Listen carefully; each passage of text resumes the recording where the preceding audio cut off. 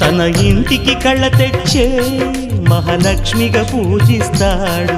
తన కంటికి వెలుగిచ్చే మణిదీపం నీవంటాడు.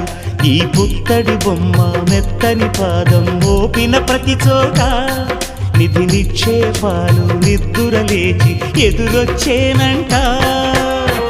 కలలో ఇలలో ఏ కన్నికి ఇలాంటి పతిరాడనిపించే వరుణ్ణి వరముగా ఇవ్వండి.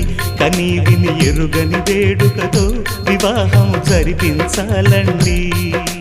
దేవతలారా రండి, మీ దీవెనలందించండి. నోచిన నోములు పండు